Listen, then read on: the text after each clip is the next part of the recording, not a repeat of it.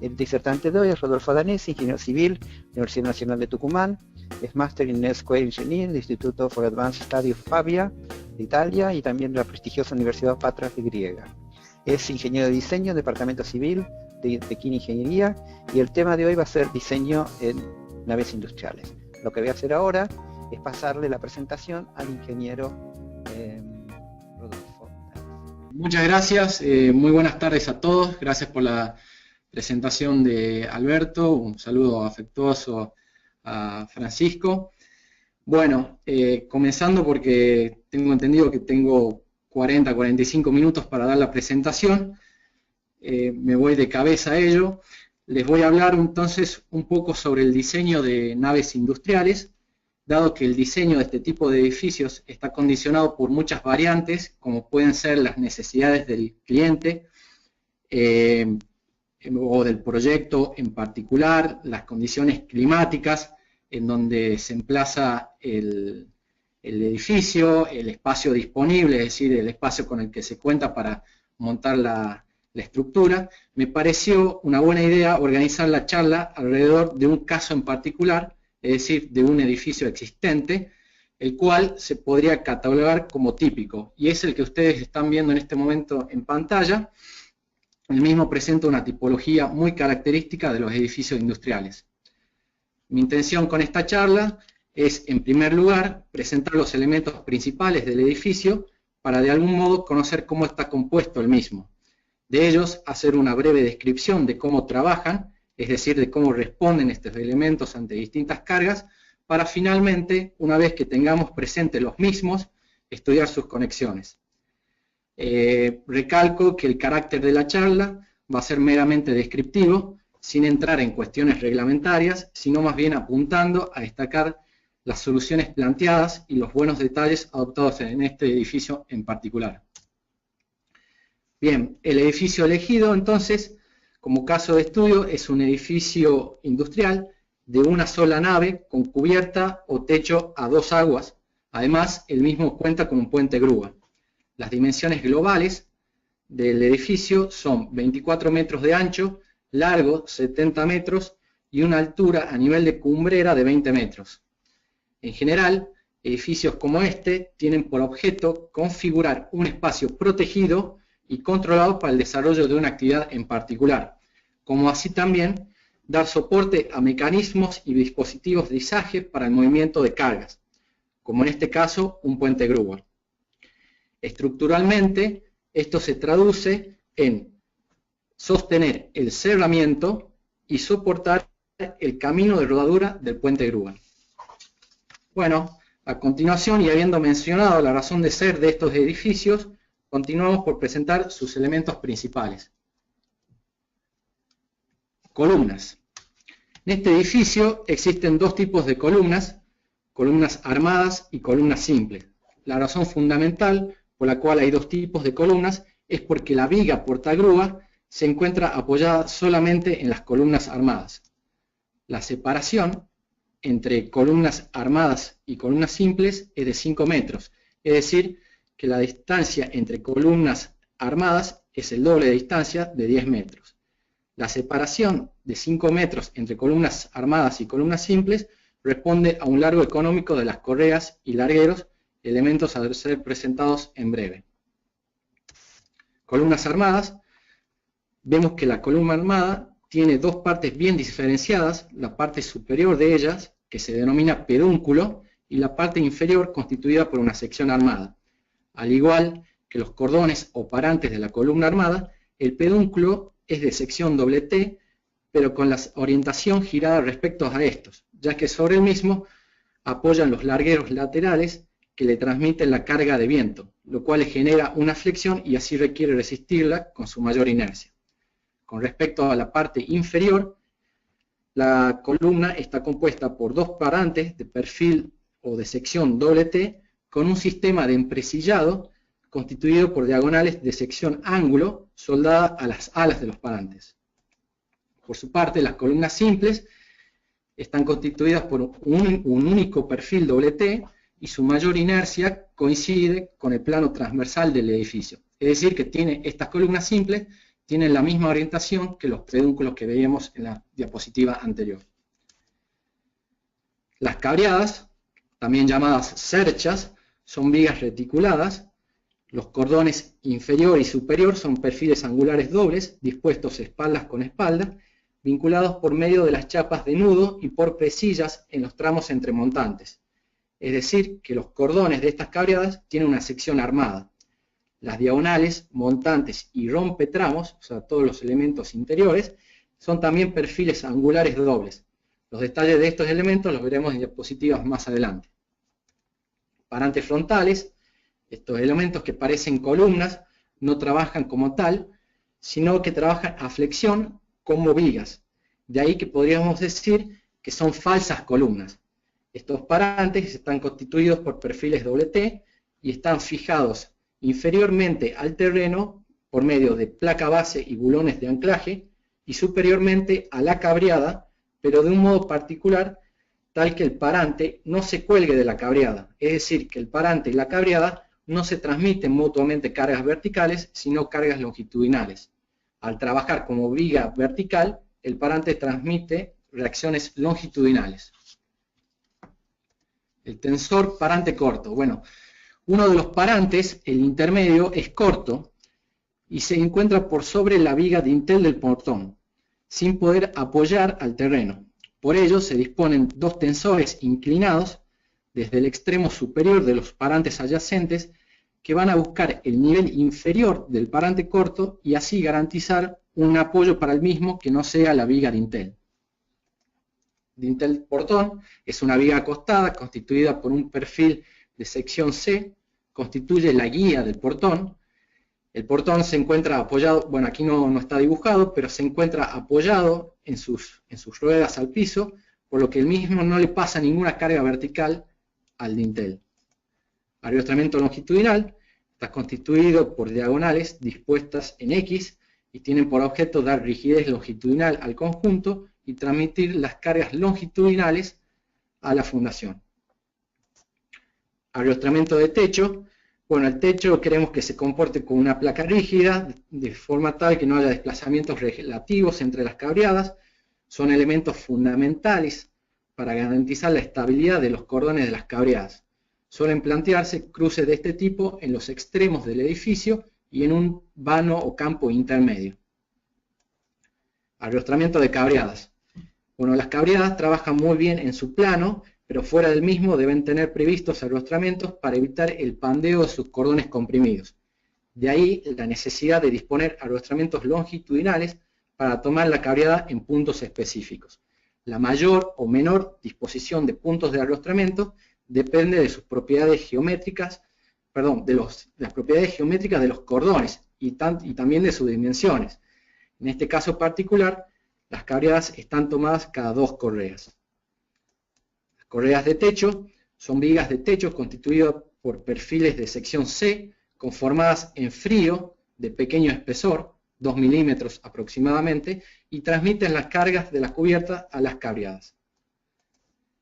Tillas de techo. Bueno, estos elementos que están constituidos por perfiles angulares o hierros redondos acortan la luz de flexión de la correa de techo en su eje débil. Hay que tener en cuenta que debido a la inclinación de la cubierta, la carga muerta debido al peso propio de la cubierta se descompone en 2 componentes. Una carga perpendicular a la cubierta y que solicita la misma con una flexión vertical en su plano, y otra transversal a ella, paralela a la cubierta y que solicita la misma en su plano débil. De ahí que la tilla acorte la luz de flexión en ese plano para evitar que quede una luz igual a la separación entre cabreadas. Básicamente trabajan a tracción, ya que la tilla se cuelga de la correa superior. Al final, a medida que avanzamos hacia la cumbrera, existen tillas diagonales que se toman de las cabreadas. Aquí, las tillas verticales no pueden ser un redondo, ya que trabajan a compresión. Estas últimas tillas deben ser de perfil angular y se las llama comúnmente tillas rígidas. Los siguientes elementos que voy a presentar son análogos a las correas de techo y sus tillas, pero sobre las caras laterales y frontales del edificio. entonces también tenemos los largueros laterales y sus correspondientes tillas laterales, y largueros frontales y sus correspondientes tillas frontales.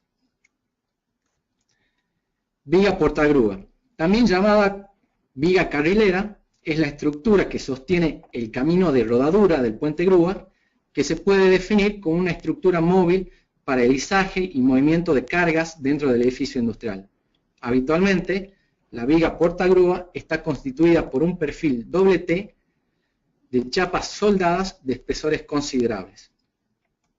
Viga contra bamboleo, constituida habitualmente, como en este caso, por una viga reticulada horizontal que tiene por objeto tomar las cargas del puente grúa transversales al camino de rodadura, como ser la aceleración y frenado del carrito o el bamboleo transversal de la carga.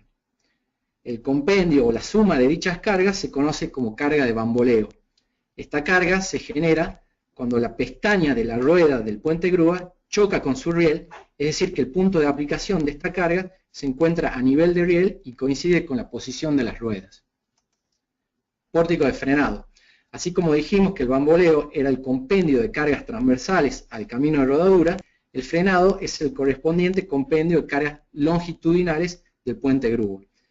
Incluye como ser el bamboleo longitudinal de la carga y el frenado o acelerado del puente. En este caso, el pórtico de frenado está constituido por un pórtico ariostrado longitudinal contenido en el plano del cordón interior de la columna armada. Tiene por objeto bajar la carga de frenado a las fundaciones. En este caso, la tipología del ariostrado es una V invertida, conocida también como ariostramiento Chevron, con diagonales que trabajan a tracción y compresión, y también se observa la disposición de rompetramos. Con esta diapositiva terminamos la presentación de los elementos individualmente y vamos a continuar a ver cómo estos elementos trabajan en conjunto. Comenzaremos haciendo mención del pórtico transversal. Pórtico transversal está constituido por las cabreadas y las columnas, ya sean armadas o simples. Globalmente trabaja a flexión tanto para cargas verticales como horizontales o transversales al edificio. Si bien la columna armada y la cabreada llevarán esa flexión por esfuerzos directos. En este caso, y como lo veremos más adelante, la conexión cabreada-columna puede tomar momentos flexores constituyendo el pórtico a momento. Este esquema o el esquema se repite cada 10 metros, que es la separación típica entre columnas de igual tipología. Bueno, ahora vamos a hablar un poco de la cabreada y los detalles correspondientes a ella. Bueno, la cabreada típica planteada en este caso es una viga reticulada tipo Pratt de cordones rectos, no paralelos, y con conexiones abulonadas o apernadas. Esta tipología es adecuada para cargas gravitatorias, ya que las barras diagonales de mayor longitud trabajan a tracción. Para cargas ascendentes, como ser las cargas de viento de succión, aquellas que tienden a levantar la cubierta, estas diagonales trabajarán a compresión, y de ahí que resulte necesario disponer rompetramos a los efectos de reducir la esbeltez y así incrementar la resistencia a compresión. Cabe mencionar que por lo general resulta más económico disponer un rompetramos que aumentar la sección transversal de la diagonal. También es de destacar que los montantes, es decir, aquellas barras verticales, están dispuestas de tal manera que coincide con el apoyo de las correas. Aquí no están modeladas, pero sí su correspondiente portacorrea. De esta manera, la carga vertical que transmite la correa no flexiona el cordón superior, dado que dicha carga es absorbida por esfuerzos axiales por parte de las barras que concurren a ese nudo. Otro detalle que me gustaría destacar es la inclinación de las diagonales. El ángulo de inclinación de las diagonales en sistemas reticulados debe quedar comprendido en un rango de 30 a 60 grados, siendo 45 grados la inclinación óptima. Este rango tiene por propósito evitar que la diagonal quede muy acostada o muy tendida y que esto obligue la disposición de una chapa de nudo muy grande. Nótese la diferencia entre estas dos diagonales que tienen distinta inclinación, esta un poco más tendida, y cómo aumenta el tamaño de su correspondiente chapa de nudo, si la comparamos esta chapa de nudo con respecto a esta otra. Un detalle muy importante en construcciones metálicas y que se puede observar en esta cabreada es que los ejes de las diagonales y los montantes que llegan a un nudo se intersectan en un único punto llamado punto de trabajo. Cuando esto sucede, se dice que las barras van a sistemas, evitando todo tipo de excentricidades que podrían ocasionar flexiones secundarias no deseadas. En el caso de uniones apernadas, el eje de la barra viene dado por la línea de Gramin, que es una línea que pasa por el centro de los agujeros. Para conexiones soldadas, el eje de la barra coincide con una línea que pasa por su centro de gravedad. Aquí vemos una foto de la cabreada del edificio. En lo que viene hablaremos de algunos detalles de ella. Detalle A. Empalme cordón inferior. Dado que la longitud de la cabreada es del orden de los 24 metros y el largo comercial de los perfiles es de 12 metros, es necesario unir los cordones para lograr una barra más larga. Para ello, la cabreada tiene prevista plantear empalmes de los cordones a través de chapas y cubre juntas abulonadas o apernadas a las alas de los perfiles angulares. Acá el corte transversal de la sección A permite ver la sección transversal de los perfiles angulares dispuestos espalda con espalda.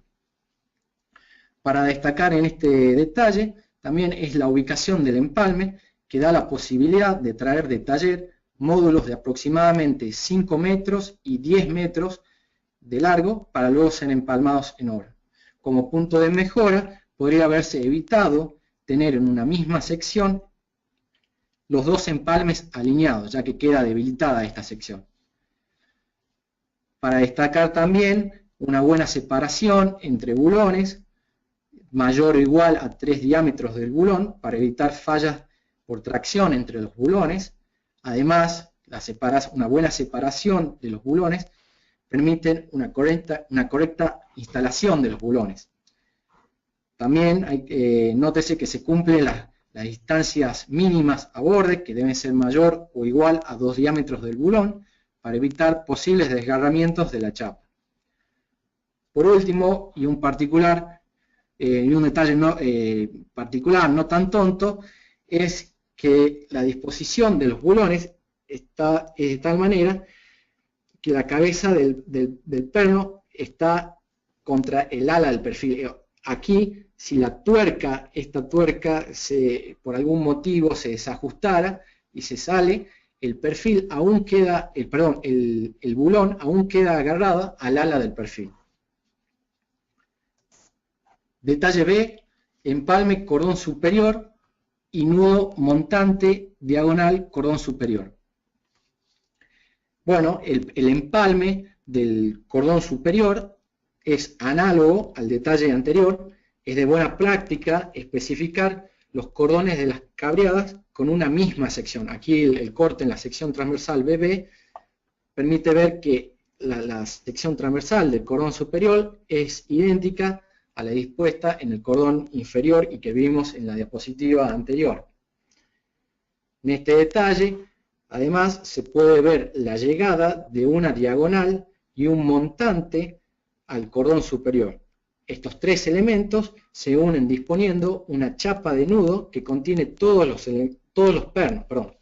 El perímetro de la chapa de nudo debe envolver las proyecciones de las líneas de Whitmore. Esto es una línea que va desde la primera fila de bulones e inclinada 30 grados hasta por lo menos hasta que termina la barra.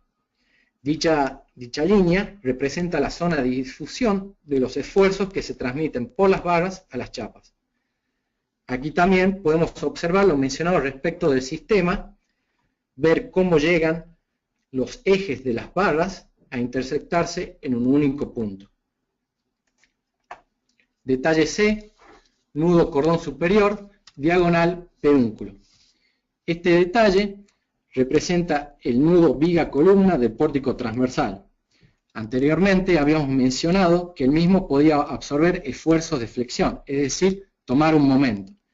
Dicho momento viene dado por el par que generan las fuerzas axiales de los cordones y su correspondiente brazo de palanca, es decir, la separación entre ellos o altura de la cabreada en dicha sección. El esfuerzo axial del cordón superior se transmite al pedúnculo primero por los pernos que sujetan el cordón a la chapa vertical. Estos pernos se encuentran trabajando a corte doble, luego la chapa lleva el esfuerzo al pedúnculo por soldadura a la chapa de cabeza y luego los pernos que sujetan la misma transmiten dicho esfuerzo al pedúnculo trabajando a tracción.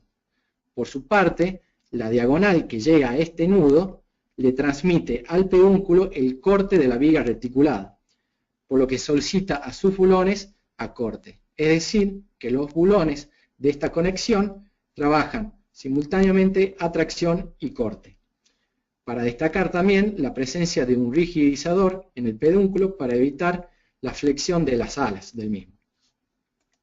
Detalle D, nudo cordón inferior, pedúnculo. Bueno, este es un detalle análogo al anterior. Podemos observar todo lo anteriormente mencionado en una unión apernada. El sistema, la línea de Whitmore en la chapa de nudo, la separación y distancias a bordes de los agujeros y el rigidizador para evitar una flexión local. Detalle E, y este es el último detalle de la cabreada que voy a mencionar. En este detalle puede observarse cómo se vincula la correa, es decir, la viga de techo, al cordón superior de la cabreada.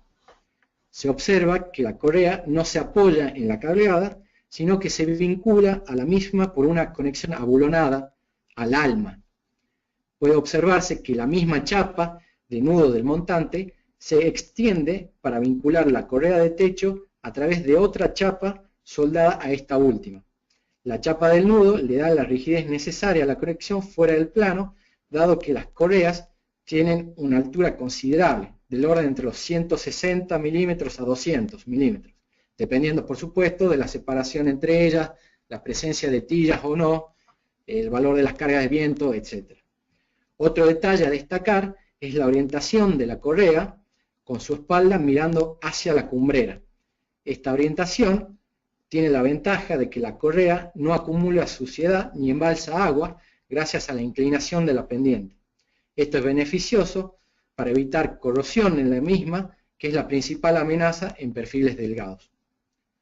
Siguiendo con la presentación del pórtico transversal, continuamos por estudiar ahora el otro elemento fundamental del mismo, y que son las columnas.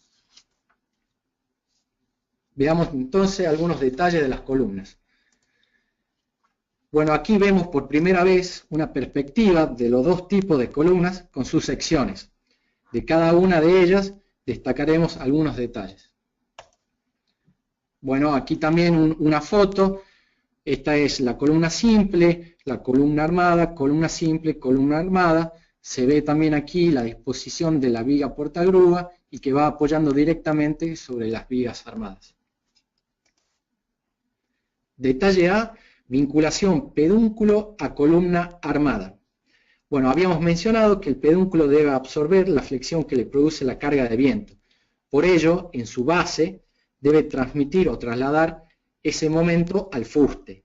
Es decir, que se debe plantear una unión a momento. Es así que la unión resultante se plantea con pernos dispuestos a cada lado de las alas para poder absorber la tracción transmitida por las alas. Recordemos que un perfil doble T sometido a flexión implica una ala traccionada y la otra comprimida. El par resultante de esas fuerzas generan el momento de reacción en la base del pedúnculo. Adicionalmente se dispusieron rigidizadores en el plano de flexión del mismo. Estos ayudan a rigidizar la unión y a disminuir el espesor de la placa de asiento. Continuando, esta placa de asiento está vinculada a una placa de espesor considerable que vincula los dos parantes de las columnas. Esta placa también sirve de apoyo a la viga portagrúa en su otro extremo. En esta imagen se ven solamente los agujeros para los pernos. Además puede observarse que los parantes tienen soldadas otras placas de vinculación, formando el conjunto de ellas un fuste de sección doble T que va a resistir la flexión que le transmitió el pedúnculo. También se puede observar en este detalle la llegada de las diagonales de las columnas armadas, que como habíamos mencionado en la presentación de la columna armada, están constituidas por una sección a base de perfiles angulares, que se sueldan a las alas de los parantes. Como toda sección armada, debe tener elementos de vinculación transversal, cada una a determinada distancia, para lograr que las secciones trabajen en conjunto. Por ello es que se dispone un perfil ángulo soldado a aquellas diagonales. Como cuenta rápida, la separación entre ellos es del orden de 50 veces el radio de giro mínimo del perfil angular individual. Siguiendo con una elevación de la vista anterior, otro detalle para ver es, no sé si acá lo pueden llegar a ver, pero es el portalarguero lateral, es decir, el elemento de sujeción del larguero lateral al pedúnculo o parante de la columna. Dado que el eje del pedúnculo no coincide con el eje del parante, el portalarguero que va vinculado al pedúnculo será un poco más largo para salvar aquella diferencia. Vamos a volver a ver el detalle del portalarguero con mayor profundidad más adelante. Detalle B es el empalme en columna simple. Por su altura, del orden de los 18 metros, la columna simple debe plantear un empalme. Este se logra con un detalle similar al que vimos para el cordón de la cabreada, es decir, con cubres juntas y platabandas abulonadas a las alas y al alma del perfil doble T, trabajando los bulones a corte doble. El espesor de dichas placas de conexión son del orden de los espesores de las alas o del alma, según qué elemento estén conectando. Detalle C, placa base de las columnas armadas. Bueno, veamos cuáles son los elementos que componen la base de las columnas armadas. En primer lugar, la columna, que es el elemento que introduce las acciones, junto con los arrastramientos longitudinales. El detalle y diseño de la placa base depende directamente de cuáles sean las solicitaciones que la columna deba transmitir a la fundación, pudiendo ser articulada, si es que solo transmite esfuerzo de tracción o compresión, o empotrada, si es que además de dichos esfuerzos debe transmitir un momento. La placa base propiamente dicha, es una placa de espesor considerable y la misma llega a obra soldada a la columna junto con la llave de corte. El grout, a nivel inferior de la placa base, es un mortero expansivo del orden de 30 milímetros, 40 milímetros, que sirve para dar asiento y un buen contacto entre placa base y fundación. Los bulones de anclaje, con sus correspondientes arandelas y tuercas, son los encargados de transmitir la tracción proveniente de la columna. Cuando se disponen alrededor de las alas del perfil de la columna, se dice que la base puede transmitir momento y se considera la columna empotrada. Tanto la distribución de los bulones como las dimensiones de la placa base mantienen la relación de lados del perfil de la columna. El tamaño de la placa base también tiene que tener en cuenta las separaciones mínimas a borde y también distancias al perfil de la columna que permitan al operario una correcta instalación de los bulones de anclaje. La llave de corte es un perfil de acero que va soldado al nivel inferior de la placa base y se halla embutido en la fundación. Su función es la de transmitir los esfuerzos horizontales a la fundación. Y también tengo una foto un poco más real de la placa base y se ven todos los elementos que mencionamos anteriormente. El detalle D es el detalle de la placa base de las columnas simples. Es un ejemplo de base articulada con bulones de anclaje dispuestos entre las alas para evitar que los mismos introduzcan un momento, ya que debido al pequeño brazo de palanca entre bulones, no es posible generar un par considerable. Y también vemos una foto. El resto de los componentes son similares a los vistos en el detalle anterior, correspondiente a la placa base de las columnas armadas. Volvemos al detalle ahora del portalarguero lateral, con un detalle un poco más cercano. Vemos aquí que el portalarguero está formado por dos placas de pequeño espesor, del orden de 1/4 de pulgada, que van soldadas a la columna. La placa horizontal es la que se conecta directamente con el larguero mediante bulones, y la otra placa vertical hace las veces de rigidizador, dado que la placa horizontal no tiene rigidez de flexión vertical. Ambas placas soldadas constituyen una sección T invertida. El portalarguero transmite dos acciones a la columna, principalmente carga vertical debido al peso propio y de la chapa, más carga horizontal debido a la acción del viento. Aquí tenemos también una foto. Es importante mencionar que tanto el portalarguero como el portacorrea de techo, además de poder transmitir las cargas, deben tener una rigidez suficiente para resistir el manipuleo y los golpes que pueda llegar a sufrir la pieza durante su transporte y montaje. Bueno, con esta diapositiva terminamos la presentación de las columnas y del pórtico transversal, así como describimos el pórtico transversal para referirnos al comportamiento del edificio en dicha dirección. Ahora corresponde hacer un análisis análogo, pero en la dirección longitudinal. Bueno, el pórtico longitudinal, del mismo podemos mencionar que está constituido por las columnas, en el caso de las columnas armadas, solamente por el cordón exterior de la misma, los travesaños, las llaves, que también son vigas longitudinales, y por supuesto las diagonales. Este pórtico longitudinal trabaja esfuerzos directos de tracción y compresión, bajando a la fundación los esfuerzos longitudinales que pueden provocar la carga de viento o de sismo. No se encuentra presente en todos los vanos, sino que el mismo se encuentra presente en los extremos del edificio. Detalles de conexiones en pórtico longitudinal.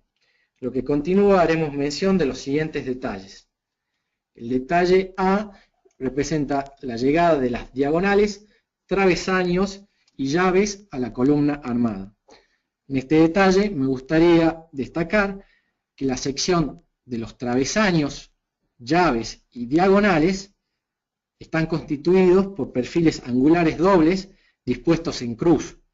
Esta disposición tiene la ventaja que en la chapa de nudo los agujeros quedan simétricos respecto de sus ejes. Los bulones, con sus correspondientes separaciones y distancias a bordes, todos ellos se encuentran trabajando a corte simple. Podemos ver que se cumple lo anteriormente mencionado respecto del sistema, concurriendo todos los ejes de las barras a intersectarse en un único punto de trabajo.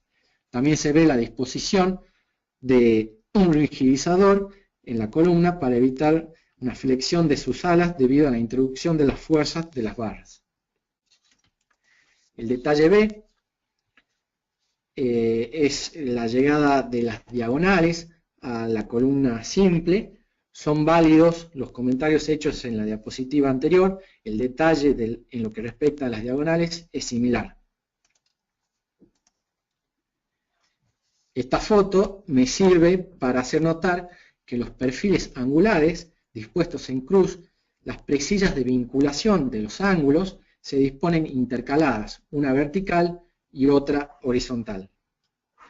Con esta diapositiva cerramos lo referido a los pórticos del edificio, tanto transversal como longitudinal, y ahora continuaremos hablando de los cerramientos. El edificio, sabemos, está resguarecido desde el exterior en sus tres caras, cara frontal, cara lateral y cubierta o techo, gracias a la chapa. Por una cuestión de tiempo, solo haré mención del cerramiento lateral, pero los detalles que veamos en esta sección son fácilmente extrapolables a la cara frontal y al techo. Detalle de conexiones en cerramiento lateral. Dado que no hay grandes comentarios para hacer, vamos a mencionarlos rápidamente. Detalle A, conexión simple de tilla vertical al larguero. Aquí podemos ver que la sección de la tilla vertical está constituida por un perfil angular simple. Esta foto muestra el detalle del larguero inferior, aproximadamente en esta zona. Detalle B, llegada de tilla diagonal al larguero en la parte superior del edificio. Estas diagonales se toman a las columnas y van a descargar la reacción debido a peso propio de todos los largueros que vienen soportando. La llegada de C es la llegada de la tilla diagonal a la columna, también en la parte superior del edificio. El detalle D muestra el arrostramiento del ala interior de la columna simple, y aquí lo único que voy a mencionar es que el ala interior de la columna simple no se encuentra contenida en el plano del pórtico longitudinal, por lo cual no se encuentra arrostrada. Por dicha razón se disponen de puntales para arrostrarla. Esos puntales se disponen en toda la altura de la columna simple. En este caso no es esta columna, no es la columna simple, sino el parante, pero es válido la explicación dada. Bueno, me interesa ahora dedicar los últimos minutos de la presentación para hablar de la viga portagrúa, que es un elemento importante y frecuente en edificios industriales. Viga portagrúa y componentes. Al presentar los elementos fundamentales del edificio, mencionamos que la viga portagrúa tiene su objeto de ser para sostener el camino de rodadura del puente grúa. Veamos ahora cómo está constituido el puente grúa de este edificio. Bueno, acá se muestran tres vistas del puente grúa. Esta sería una vista frontal, una vista longitudinal y una vista en planta. Básicamente, el puente grúa está constituido por dos vigas de sección cajón sobre las cuales apoyan los rieles de un carrito, quien es el encargado de desplazar la carga a izar en dirección transversal. Como vemos en la imagen, del carrito cuelga un gancho del cual se toma la carga a izar. A su vez, las vigas de sección cajón se encuentran vinculadas en sus extremos a otras vigas dispuestas longitudinalmente, llamadas vigas testeras, que contienen las ruedas del puente grúa. Las mismas permiten el desplazamiento de la carga en la dirección longitudinal y lo hacen sobre unos rieles, aquí, como lo estoy indicando, que están fijados a la viga portagrúa. En su estado de operación, dijimos que el puente le transmite a la viga portagrúa cargas en las tres direcciones. Carga vertical, debido al peso propio del puente y de la carga izar. Cargas transversales, o que llamamos carga de bamboleo. Cargas longitudinales, o carga de frenado. Dichas cargas dan origen a los elementos componentes de la viga portagrúa. Entonces, tenemos la viga portagrúa, que se apoya en las columnas armadas del edificio, la viga contrabamboleo, encargada de tomar las cargas transversales al camino de rodadura del puente grúa y que se toma de las columnas armadas y también a la columna simple en la mitad de su luz. Y por último, el pórtico de frenado, que es el encargado de bajar la carga de frenado a la fundación. Este pórtico solo está presente en los extremos del edificio. Cabe hacer notar que tanto la viga contrabamboleo como el pórtico de frenado pueden llegar a eliminarse si es que la capacidad del puente grúa, es decir, la carga máxima a izar, no es de gran magnitud, digamos hasta 10 toneladas. En este caso, y para este edificio, el puente grúa tiene una capacidad de izaje de 30 toneladas, cayendo en el rango de puente muy pesado.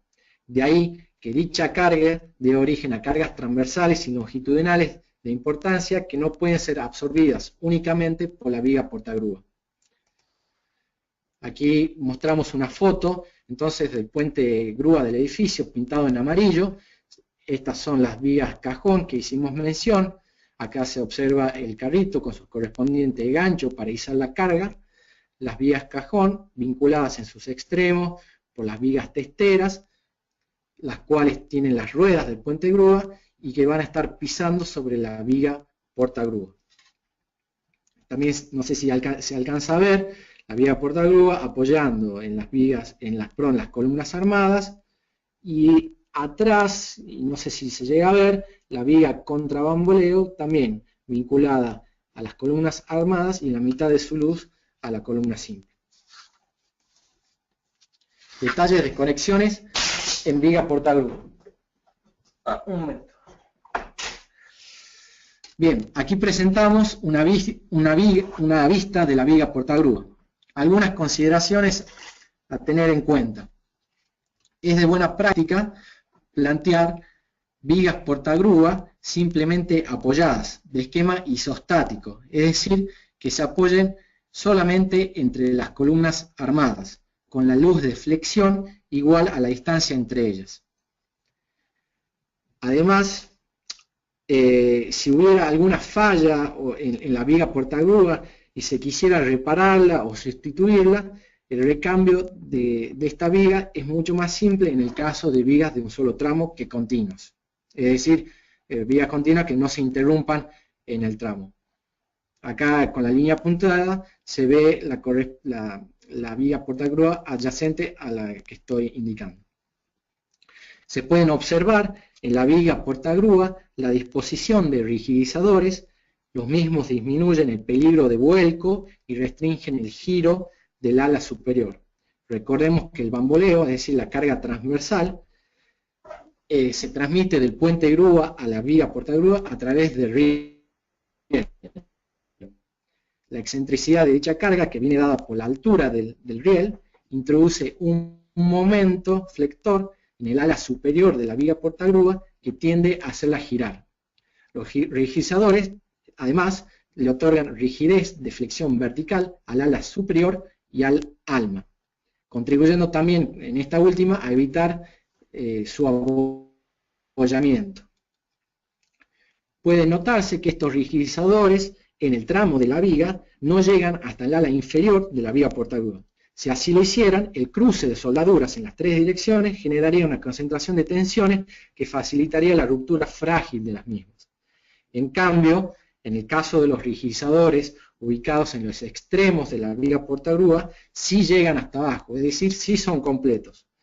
Esta sección es la sección de apoyo de máxima reacción y la carga ingresa por el ala inferior. De ahí que se hace necesario que estos rigidizadores lleguen hasta el ala inferior. Además, como hemos dicho, esta viga es simplemente apoyada y en la sección de apoyo no hay momento flexor, por lo cual no hay problema tensional en las soldaduras. Aquí también se ve claramente que la viga contra bamboleo se encuentra a nivel superior, a nivel del ala superior de la viga. Detalle A, viga contra bamboleo. Bueno, la viga contra bamboleo es una viga reticulada horizontal. Aquí solamente estamos viendo una planta. El cordón inferior de la viga contra bamboleo está constituida por el ala superior de la viga portagrúa y el cordón superior por un perfil angular doble dispuesto espalda con espalda que se conecta a los pedúnculos de la columna armada y también a la columna simple. Las diagonales y montantes están formadas por perfiles angulares dobles, espalda con espalda, y se conectan a los cordones a través de chapas soldadas, en el caso que se conecten al ala superior de la viga portagrúa, o abulonadas, en el caso del cordón superior.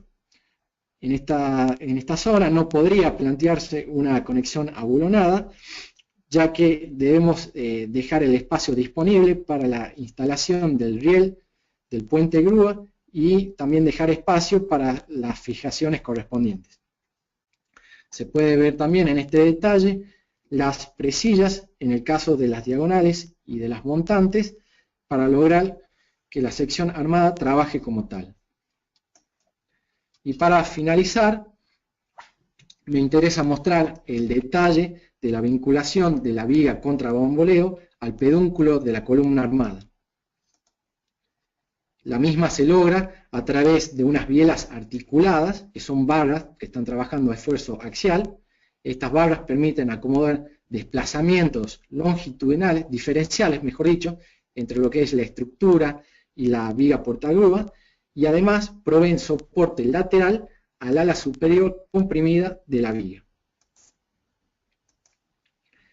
Las conexiones de las bielas son conexiones, se especifican con conexiones abulonadas tipo slip critical o deslizamiento crítico debido a la naturaleza dinámica de las cargas del puente grúa. Con ello se busca evitar que dichas conexiones sufran desajustes por motivos del impacto que provoca el puente grúa al desplazarse. Esto ha sido todo. Muchas gracias por su atención. Rodolfo, muchísimas gracias. Estuvo clarísima la explicación, muy detallada, muy buena también, muy buena sobre todo para la gente que está haciendo el curso de detallamiento. No sé si Francisco quiere hacer algún comentario al respecto, pero me pareció muy bueno, ¿no es cierto? Creo que va a ayudar muchísimo al curso y complementa mucho lo que dio el ingeniero Francisco. Es así, Francisco, ¿no? Bueno, sí, realmente en primer lugar quiero felicitarlo a Rodolfo por la claridad de la presentación, pero además por traernos un ejemplo práctico, real, donde mostró con mucha claridad no solo conceptos de estructuración, es decir, cuál es el comportamiento estructural de la nave, sino que eso se complementó después con los detalles principales de esta estructura, de manera que representa un excelente ejemplo, no solo para aquellos participantes del curso, sino también para cualquier profesional que está vinculado al diseño de estructuras de acero. Y resalto nuevamente, ¿no?, la importancia de que esto es una estructura real, es decir, un caso netamente práctico, pero que ha sido presentado con un nivel académico muy bueno. Francisco, muchísimas gracias. Queremos también mencionar que en nuestra charla también está Arnaldo Gutiérrez, que ha colaborado con Francisco Crisafulli en la confección, en la revisión del curso de proyectistas. Encantado de tenerlo, don Arnaldo, ingeniero Arnaldo. ¿Ok? Bueno, vamos a hacer algún tipo es decir, hay una serie de preguntas, vamos a hacer 4 o 5 preguntas para que no se extienda demasiado, porque generar este tipo de charlas tiene que durar 1 hora, 1 hora 10 minutos, porque es más o menos la cantidad establecida de atención, vamos a ponerla. Estuvo muy interesante, hubo una asistencia muy importante, las asistentes fueron aproximadamente, llegaron a superar las 95 personas, así que realmente ha sido una asistencia muy importante. Y vamos a ver si algunas de las preguntas me llamó la atención porque fueron hechas antes de que terminaran algunos temas. Vamos a ver si por ahí no tenemos que repetir temas. A ver, espérenme un segundito a ver si lo vemos. A ver, ahí está.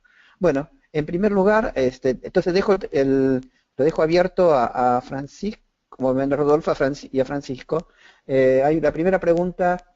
La hace Héctor Cortés Riasgos de Colombia. Quería comentarle de que los inscriptos eran de 11 países, pero Héctor Cortés es de Colombia. Dice, respecto a los tensores oblicuos, yo voy a repetir 2 veces la pregunta. La pregunta es, sobre los tensores oblicuos, ¿es conveniente que sean en ángulo o pueden ser en varilla y por qué? Vuelvo a repetir. Respecto a los tensores oblicuos, ¿es conveniente que sean en ángulo o puede ser en varilla y por qué? Adelante, Rodolfo.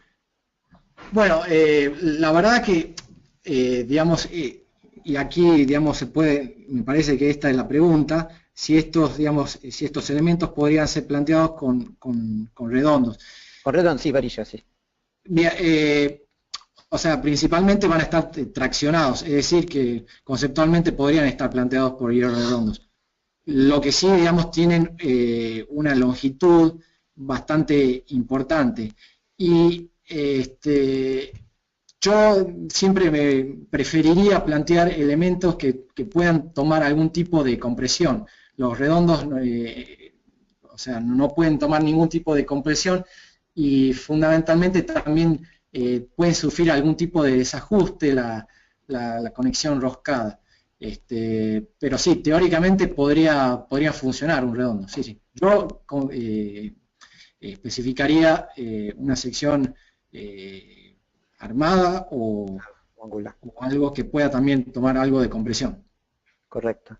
Ok, y hay una pregunta que hace Omar Sergio González, que no sé si está respondida, porque si está respondida en la charla, por favor diga fue respondida para pasar a otro tema. Dice, las vigas fundamentales, las vigas longitudinales del puente, grúa, que contienen los rieles, ¿pueden ser continuas y también simplemente apoyadas? Esa es la primera parte de la pregunta. Sí, o sea, yo mencioné, digamos, que estas vigas portagrúas es de buena práctica hacerlas simplemente apoyadas, no solamente en la charla mencioné que, digamos, si hubiera algún tipo de, digamos, de problema, que se quiera hacer algún tipo de reparación de estas vigas, es siempre más fácil reemplazar vigas de un solo tramo que continuas. Hay también cuestiones que no las mencioné y que responden a problemas tensionales.